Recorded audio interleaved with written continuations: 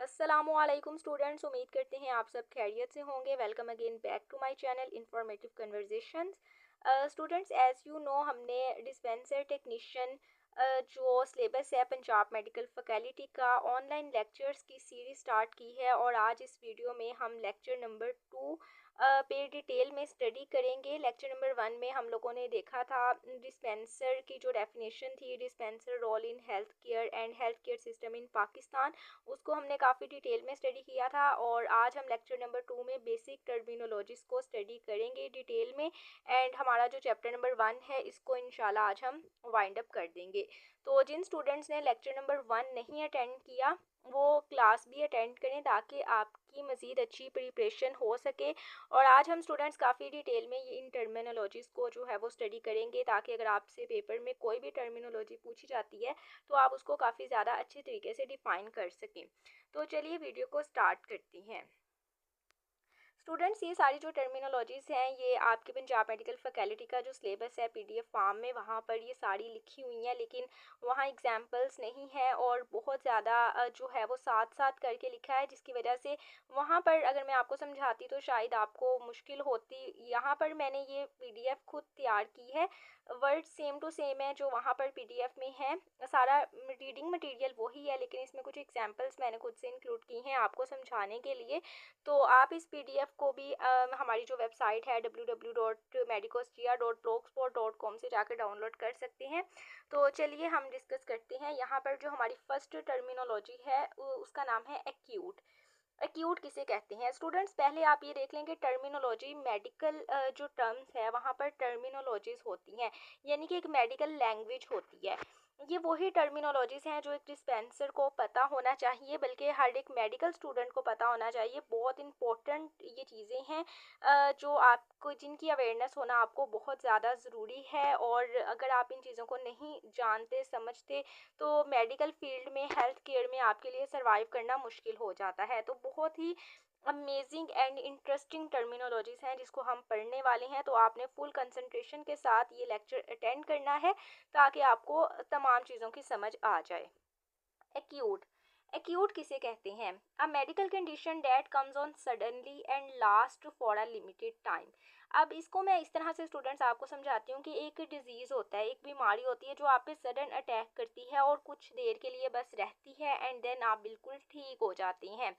मिसाल के तौर पर कॉमन कोल्ड या इन्फ्लुएंजा, ये एक ऐसी मेडिकल कंडीशन होती है जो कि अचानक से आप पर आके अटैक करती है और कुछ दिन या कुछ हफ्ते तक, यानी कि 1 से 2 हफ्ते तक आप इसके अंदर सरवाइव करते हैं एंड देन आप बिल्कुल ठीक हो जाते हैं। तो इसको एक्यूट डिजीज़ कहते हैं। अगर कहीं वर्ड आता है एक्यूट डिजीज़ का, जब आप फिजियोलॉजी पढ़ते हैं, अगर आप ग्रेजुएट करेंगे आप उसके अंदर काफ़ी ज़्यादा डिटेल में चीज़ें पढ़ेंगे, तो वहाँ पर अगर वर्ड आता है एक्यूट तो आपको उसको समझने की ज़रूरत नहीं पड़नी, आपको यही पता चल जाएगा कि एक्यूट डिजीज़ है, यानी कि शॉर्ट टर्म डिजीज़ भी हम इसको कहते हैं।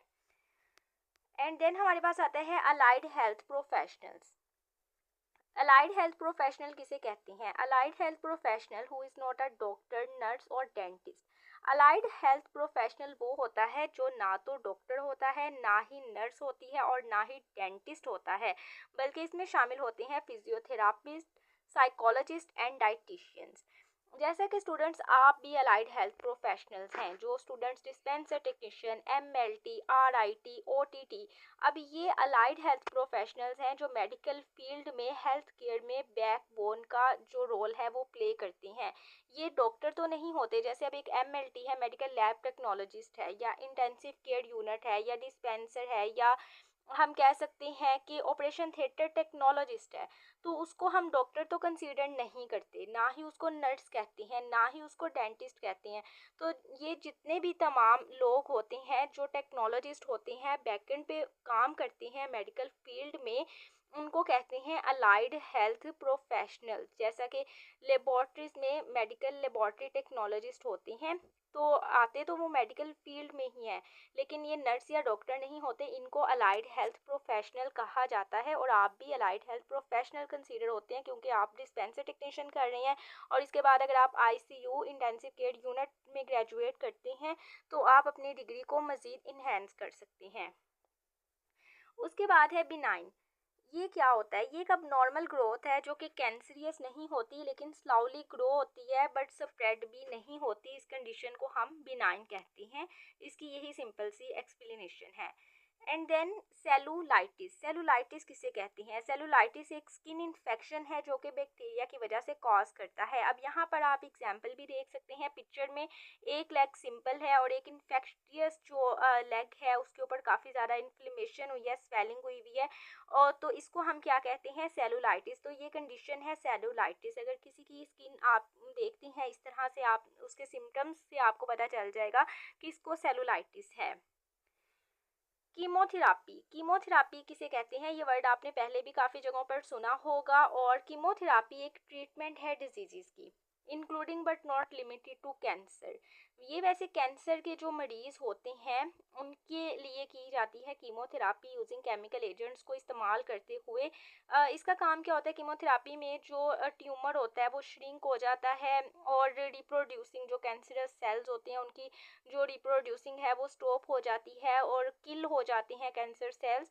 तो इसको, ये जो एक ट्रीटमेंट होता है इसको हम कहते हैं chemotherapy. Chronic obstructive pulmonary diseases. Chronic obstructive pulmonary disease students ये लंग्स डिजीज है जिसको हम डिफाइन करते हैं by limited air flow as a result of breakdown of lung tissues known as emphysema and obstruction of the small airways. This condition is also referred to as chronic obstructive airways diseases, COAD, and chronic obstructive respiratory diseases. Students, chronic obstructive pulmonary जो disease है ये lung का disease है जो कि as a result of breakdown, जिसमें lung tissues breakdown हो जाते हैं। इस कंडीशन को एम्फीसीमा भी कहते हैं। एंड स्टूडेंट्स, ये जो COPD है, क्रोनिक ऑब्स्ट्रक्टिव पल्मोनरी डिजीज़, इसको हम डिटेल में जब रिस्पायरेटरी डिजीज़ को हम स्टडी करेंगे तो उसके अंदर काफ़ी ज़्यादा डिटेल में इसके बारे में समझाया गया है। लेकिन अभी फ़िलहाल आप इस टर्मिनोलॉजी को ऐसे समझ सकते हैं कि जो क्रोनिक ऑब्स्ट्रक्टिव पल्मोनरी डिजीज़ है ये लंग्स का डिजीज़ है as a result of breakdown of lung tissues, जिसे हम एम्फीसीमा भी कहते हैं। उसके बाद है एडहेरेंस। एडहेरेंस से क्या मुराद है? एडहेरेंस एक लॉन्ग थेरापी है। Is defined adherence to long term therapy is defined as the extent to which a person's behavior taking medication, following a diet or executing lifestyle changes corresponds with accurate recommendations from a health care provider। अगर students मैं आपको simple words में समझाऊं तो adherence इसे कहते हैं कि अगर एक पेशेंट है, ठीक है, उसको लेट्स सपोज डायबिटीज़ है और वो अपने हेल्थ केयर प्रोवाइडर के पास जाता है और उसका हेल्थ केयर प्रोवाइडर उसको एक प्लान देता है कि आपने मॉर्निंग में जो है वो इस तरह से मॉर्निंग रूटीन अपनी रखनी है, खाना आपने, उसको एक डाइट प्लान बताता है कि आपने इस डाइट प्लान को फॉलो करना है। उसके बाद आपने अपनी मेडिसिन लेनी है।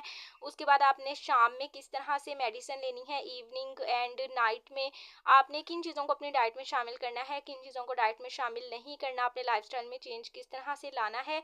वो तमाम जो चीज़ें एक हेल्थ केयर प्रोवाइडर अपने क्लाइंट को, अपने पेशेंट को बताता है और वो उसको फॉलो करता है, कम्प्लीटली फॉलो करता है। यानी कि उसके अंदर वो किसी भी तरह की चीज़ों को वायोलेट नहीं करता, अपनी मर्जी से नहीं चलाता। वो सिर्फ डॉक्टर की जो रिकमेंडेशन होती है उसके मुताबिक ही अपनी ज़िंदगी गुजारता है।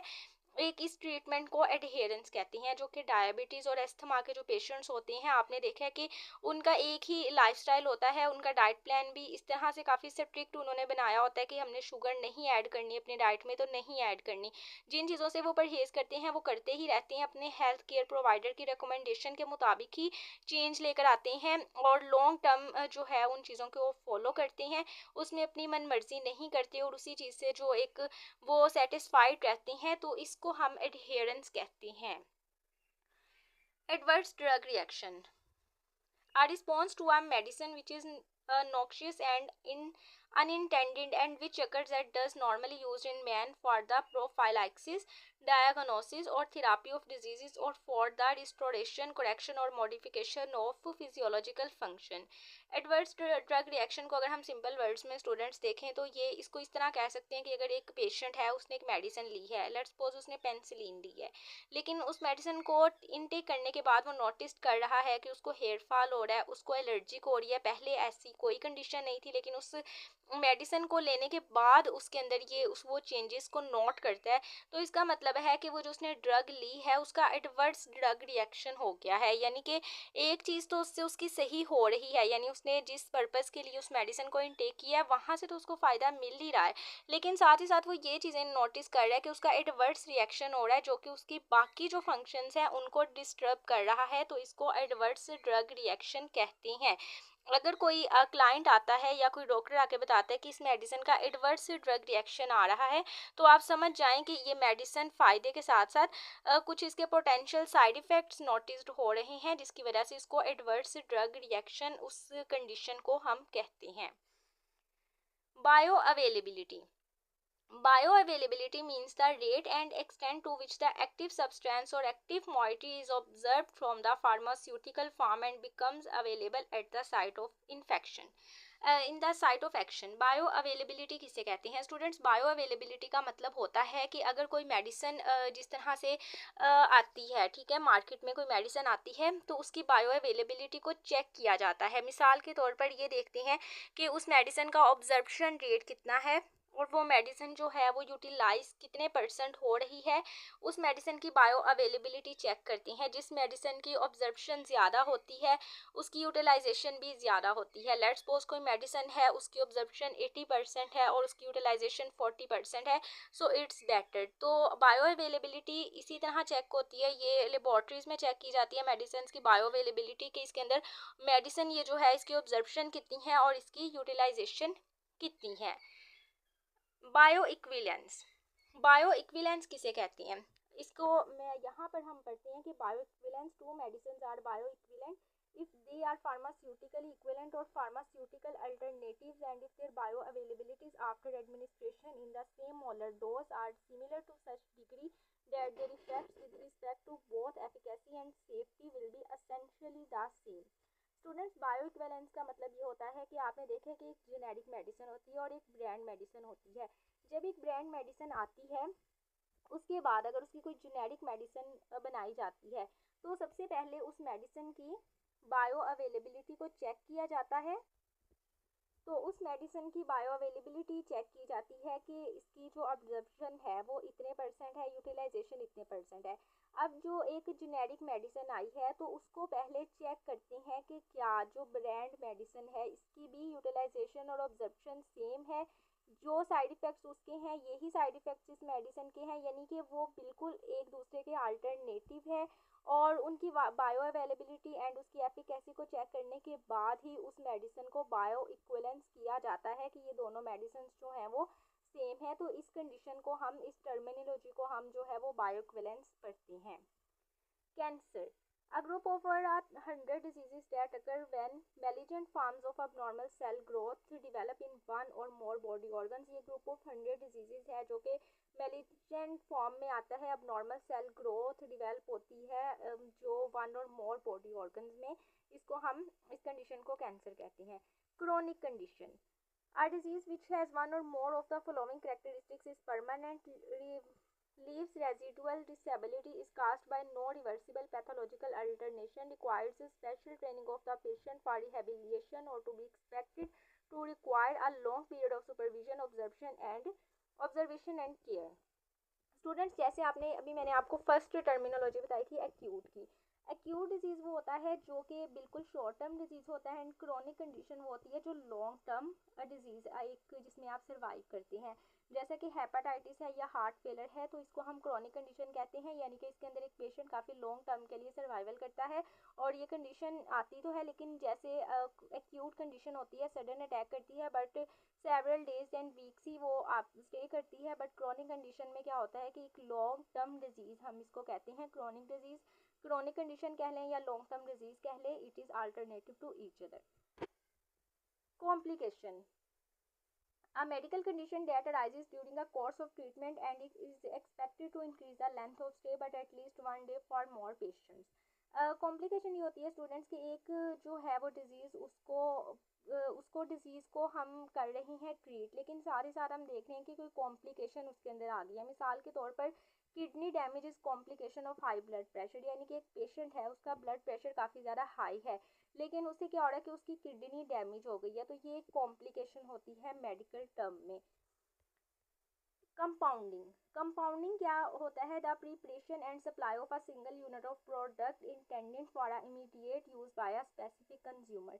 यानी कि कंपाउंडिंग हम ये कहते हैं कि अगर कोई पेशेंट है, वो बताता है कि उसको उसको एक मेडिसिन रेकमेंड की जाती है, लेकिन वो बताता है कि मुझे तो इन चीज़ों से एलर्जिक है, तो उसके लिए एक जो फार्मासिस्ट होता है वो मेडिसिन को कंपाउंड करता है, यानी कि कस्टमाइज्ड मेडिसिन आप कह लें, कि उसमें से फिर वो उन इंग्रेडिएंट्स को जो है वो माइनस कर देता है, जिससे उसको एलर्जिक या कोई एडवर्स रिएक्शन आता है, तो इस चीज़ को हम कंपाउंडिंग कहते हैं।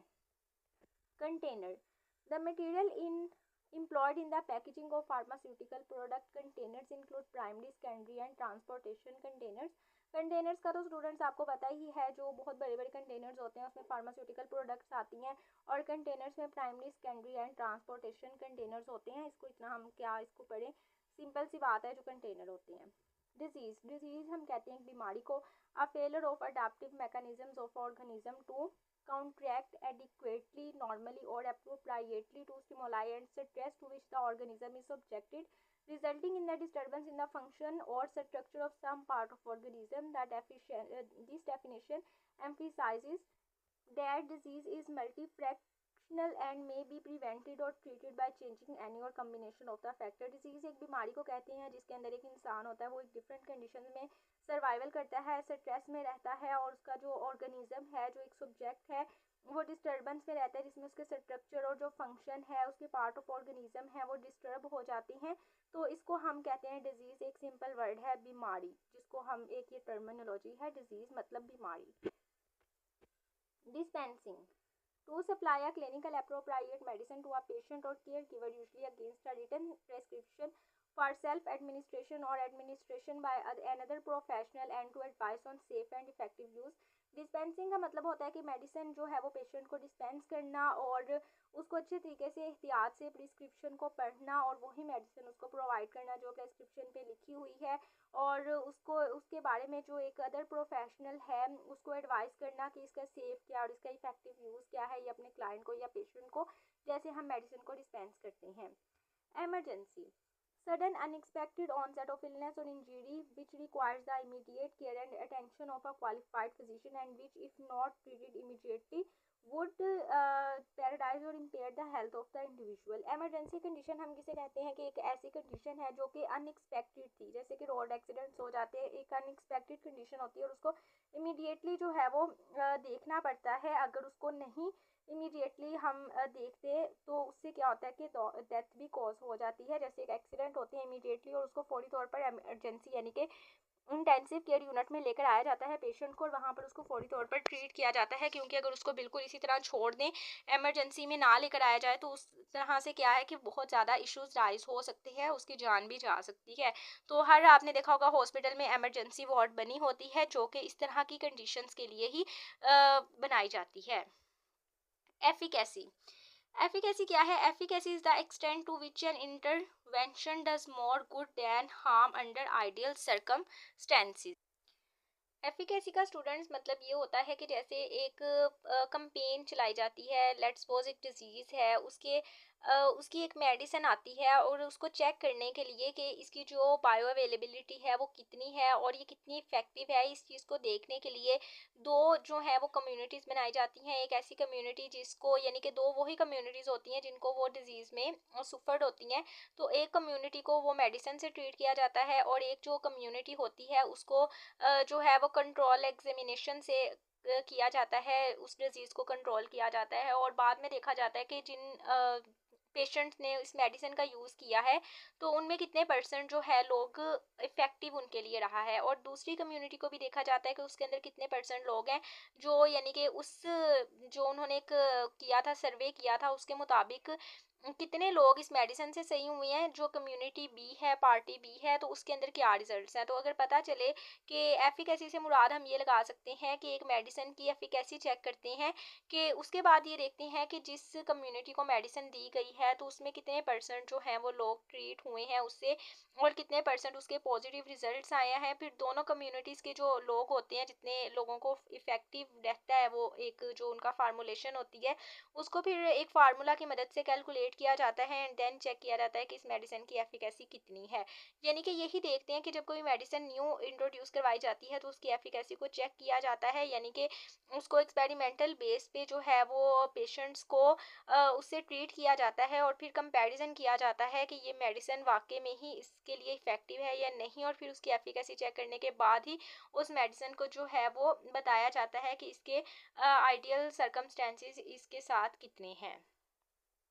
एसेंशियल मेडिसिन किसे कहते हैं? Essential medicine are those that satisfy the priority health care needs of the population.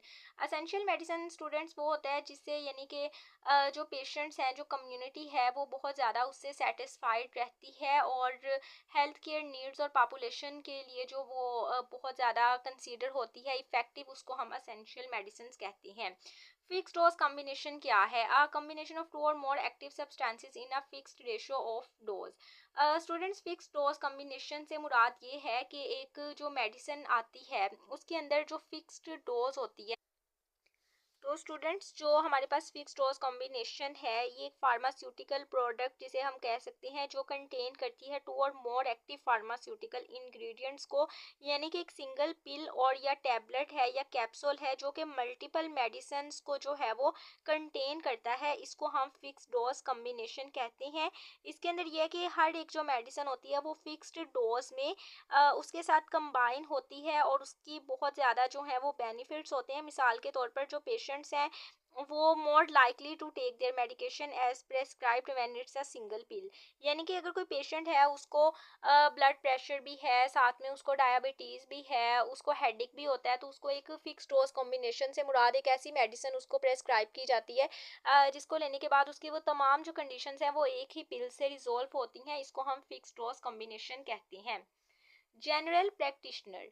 General practitioner एक physician medical doctor who does not limit his her practice to certain diseases categories and assumes the responsibility for the provision of continuing and comprehensive medical care or referring to another healthcare professional। General practitioner क्या होता है?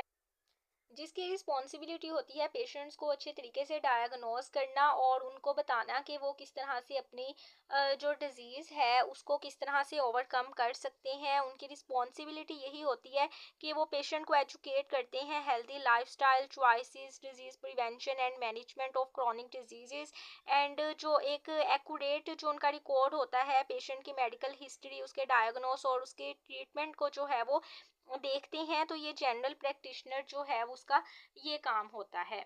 Generic medicine क्या है? Are pharmaceutical product medicine which has the same qualitative and quantitative composition in active substance as the same. जैसे कि students मैंने आपको बताया था कि एक ब्रांड मेडिसिन होती है और एक जेनेरिक मेडिसिन होती है। एक जेनेरिक मेडिसिन वही होती है जिसके अंदर एक फार्मास्यूटिकल प्रोडक्ट मेडिसिन है जिसके अंदर क्वालिटेटिव क्वांटिटेटिव कंपोजिशन सेम होती है जैसे कि एक्टिव सब्सटेंस में होती है, और एक्टिव सब्सटेंस भी उसमें सेम होती हैं, उसकी एफिकेसी, उसकी बायो अवेलेबिलिटी जो है वो बिल्कुल एक जैसी होती है, तो उसको हम जेनेरिक मेडिसिन कहते हैं। यानी कि बायो इक्विवेलेंस जब किसी मेडिसिन को मिलती है, जेनेरिक मेडिसिन को, तो किस तरह से उसको चेक करके मिलती है, तो ये एक जेनेरिक मेडिसिन होती है। हेल्थ। हेल्थ किसे कहते हैं? A state of complete physical social and mental wellbeing and not merely the absence of disease और इन्फिर्मिटी। यानी एक इंसान है जो बिल्कुल फिजिकली और मेंटली फिट है, उसके अंदर किसी भी तरह की कोई डिजीज नहीं है, कोई उसको स्ट्रेस नहीं है, डिप्रेशन नहीं है, वो बिल्कुल एक कॉमन और एक नॉर्मल लाइफ स्टाइल जो है उसको जी रहा है, यानी कि वो एक इंसान हेल्दी है, सेहतमंद है, यानी कि हम कह सकते हैं कि ये इसकी हेल्थ जो है वो हेल्थ वाइज बिल्कुल 100% एक्यूरेट है। हॉस्पिटल फार्मासिस्ट कौन होते हैं? Hospital pharmacist health care professionals who provide services to patients and health care professionals in hospital.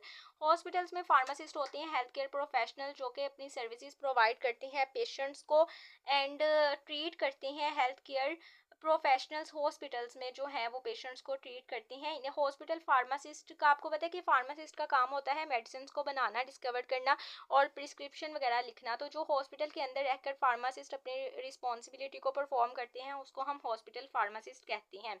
Hospital pharmacy. Hospital pharmacy is the healthcare service which comprises the art, practice and profession of choosing, preparing, storing, compounding and dispensing pharmaceuticals and medical devices, advising healthcare professionals and patients on their safe, effective and efficient use.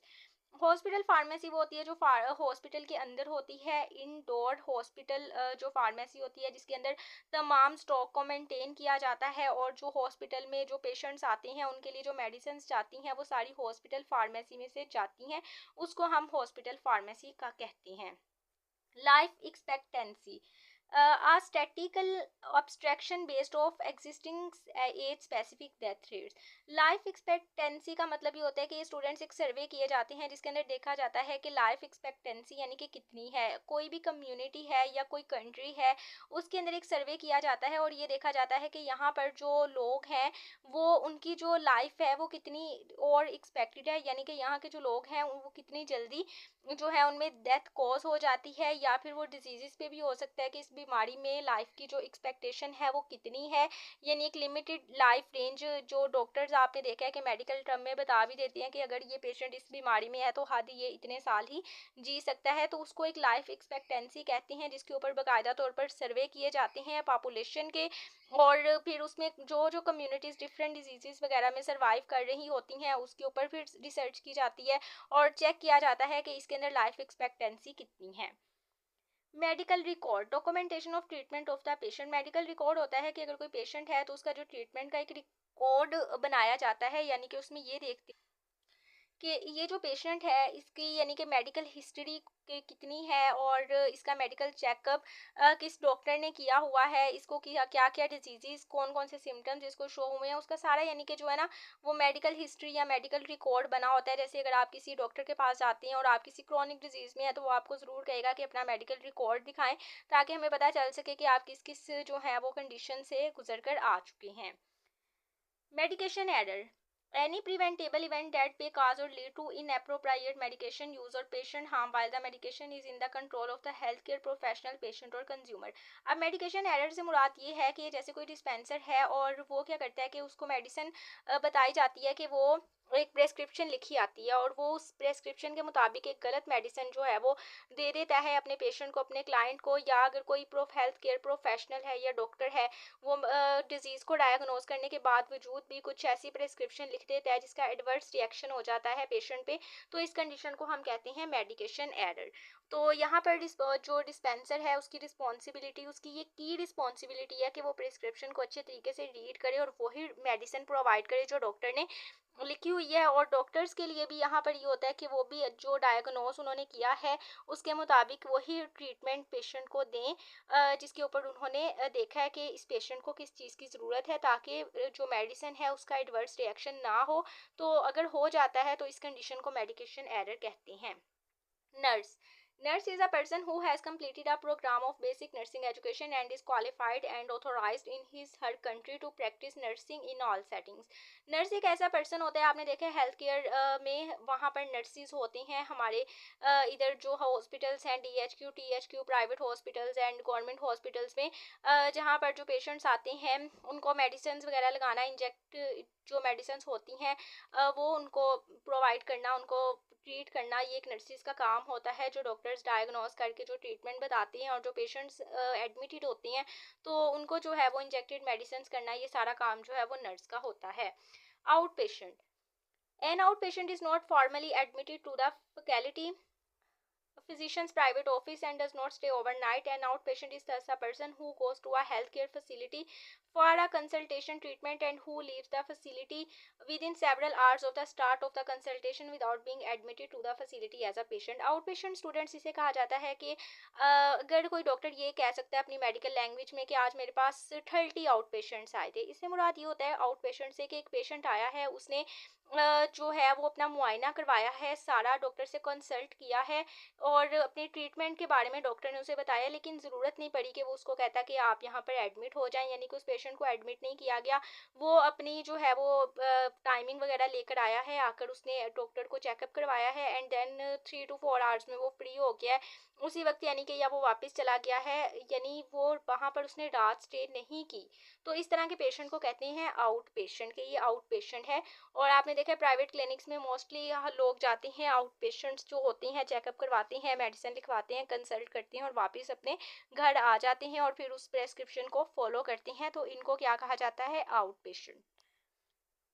Pharmaceutical care. Pharmaceutical care is the responsible provision of medicine to therapy for the purpose of achieving definite outcomes that improve a patient quality of health. Pharmaceutical care का मतलब ये होता है कि medicine जो भी provide की जा रही हैं उसको रिस्पॉन्सिबिलिटी के साथ प्रोविजन उसकी की जाए और देखा जाए कि किस तरह से पेशेंट्स की जो क्वालिटी है, जो उनकी क्वालिटी ऑफ लाइफ है, उसको किस तरह से इम्प्रूव किया जाता है। उस कंडीशन को हम, इस टर्मिनोलॉजी को हम फार्मास्यूटिकल केयर कहते हैं। फार्मासिस्ट क्या होता है? Person who have completed studies in pharmacy at university level granted by educate diploma and who are licensed to practice pharmacy. They may be either salaried और self employed pharmacist delivering services irrespectively of the place of service provision. Pharmacist एक person होता है जिसने अपनी studies complete की होती है pharmacy में यूनिवर्सिटी लेवल पे, और वो लाइसेंस्ड होता है कि वो फार्मेसी की प्रैक्टिस कर सके, यानी कि वो मेडिसिन बना सके। वो फार्मासिस्ट हो सकता है, सेल्फ एम्प्लॉयड है या वो सैलरी बेस्ड है, जिसके अंदर वो न्यू मेडिसिन के ऊपर रिसर्च करता है, डिस्कवरीज करता है, एक्सप्लोर करता है, इंडस्ट्रियल फार्मेसी, कम्युनिटी फार्मेसी पे या अपना बिजनेस रन कर लेता है। इसको हम कहते हैं pharmacist. Pharmacovigilance. Pharmacovigilance is the process and science of monitoring the safety of medicine and taking action to reduce risk and increase benefits from medicines. अब फार्माकोविजिलेंस एक प्रोसेस होता है जिसके अंदर मॉनिटर किया जाता है कि अगर जो मेडिसिन है उसको, कि उसके जो रिस्क है उसका रिड्यूसिंग रिस्क क्या है, उसके इंक्रीजिंग बेनिफिट्स क्या हैं, यानी कि उसकी bio availability, bio equivalency, efficacy वगैरह तमाम चीज़ों को चेक किया जाता है, मॉनिटर किया जाता है कि वो मेडिसिन कितनी सेफ़ है और उसके रिस्क कितने हैं और किस तरह से उसके जो इंक्रीजिंग बेनिफिट्स हैं। इसको फार्माकोविजिलेंस कहते हैं और इसका डिप्लोमा भी होता है वैसे फार्माकोविजिलेंस का। Pharmacopoeia. Pharmacopoeia, literally the art of the medicine compounder in its modern technical senses, is a book containing directions for the identification of samples and the preparation of combination products and published by the authority of government or medical or pharmaceutical society. Pharma जो कोपिया है ये एक modern technique science book है जिसके अंदर बताया जाता है कि जो मेडिसिन है उसको पब्लिश करने से पहले या उसको जो है वो अप्रूव्ड रजिस्टर करवाने के लिए कौन से रूल्स एंड रेगुलेशंस को फॉलो करना पड़ता है। और उसके लिए यानी अगर कोई मेडिसिन अप्रूव्ड होती है तो उससे पहले उसके बहुत सारे टेस्ट होते हैं, उसके लिए कुछ रूल्स रखे होते हैं, लिखी होती हैं, तो उन तमाम चीज़ों को फॉलो अप करना फार्माकोपिया की जो एक किताब है। Physician, a person who has completed study in medicine at the university level granted by educate diploma and who is licensed to practice। एक person जिसने अपनी डिग्री जो है वो कंप्लीट किया यूनिवर्सिटी लेवल में मेडिसिन में और वो लाइसेंस्ड उसको मिल जाता है कि वो प्रैक्टिस कर सके, जैसे कि हमारे हॉस्पिटल्स में भी होते हैं फिजिशियन। पॉलीफार्मेसी क्या है? The administration of many medicines at the same time of the administration of an excessive number of medicine। Polypharmacy, poly means many, यानी कि एडमिनिस्ट्रेशन जिसमें मेडिसिन की होती है सेम टाइम पे administration of excessive number of medicine के ऊपर जो करते हैं उसको कहते हैं पॉलीफार्मेसी। प्रेस्क्रिप्शन किसे कहते हैं? An ordered mostly in written form received by a qualified healthcare professional to a pharmacist or other therapist for a medicine or treatment to be provided to their patient। One prescription may contain several items। The maximum number of items होना है prescription can be regulated. Prescription वो होती है students, जैसा कि आप hospital जाते हैं, डॉक्टर आपको एक रिटर्न फॉर्म रिसिप्ट देता है, उसके ऊपर काफ़ी ज़्यादा मेडिसिन लिखी होती है और उसके ऊपर पता होता है कि आपने किस टाइम पे कौन सी मेडिसिन खानी है, और आप उस प्रिस्क्रिप्शन को लेकर फार्मेसी पे जाते हैं और आपको मेडिसिन दे दी जाती है। वो एक प्रिस्क्रिप्शन होती है और डॉक्टर्स कहते भी हैं कि डॉक्टर्स की प्रेस्क्रिप्शन को संभाल कर रखें जो आपको उन्होंने मेडिसिन वगैरह लिख कर दी है, तो उसको हम प्रेस्क्रिप्शन कहते हैं। तो स्टूडेंट्स ये थी हमारी 39 टर्मिनोलॉजीज जिनको मैंने आपको काफ़ी सिंपल वर्ड्स में समझाया है। आज का लेक्चर हमारा थोड़ा सा लेंथी हो गया क्योंकि ये 39 टर्मिनोलॉजीज थी और काफ़ी डिटेल में आपको समझाना था। तो होपफुली आपको अच्छी तरीके से समझ आ गई होगी। स्टूडेंट्स अगर आप इस PDF को डाउनलोड करना चाहते हैं तो आप वेबसाइट से जाकर कर सकते हैं। होपफुली आपको अच्छे तरीके से समझ आ गई होगी। अगर आपका कोई भी सवाल है तो आप मुझसे कमेंट सेक्शन में पूछ सकते हैं, इंशाल्लाह मैं आपको ज़रूर जवाब दूंगी और हो सका तो आपके लिए इन डिटेल वीडियो भी बना दूंगी। इंशाल्लाह नेक्स्ट लेक्चर भी जल्द ही हम अपने चैनल पर अपलोड कर देंगे। डिस्पेंसर टेक्नीशियन की एग्जाम्स प्रिपरेशन के लिए हमारे लेक्चर्स को आप अच्छे तरीके से ध्यान से सुने और अपने क्लासमेट्स के साथ भी शेयर करें। इंशाल्लाह आपको 100% जो है वो अपने एग्जाम्स में प्रिपरेशन में आपको मदद मिलेगी। अपना बहुत सारा ख्याल रखिएगा। जज़ाकल्लाह। अल्लाह हाफिज़।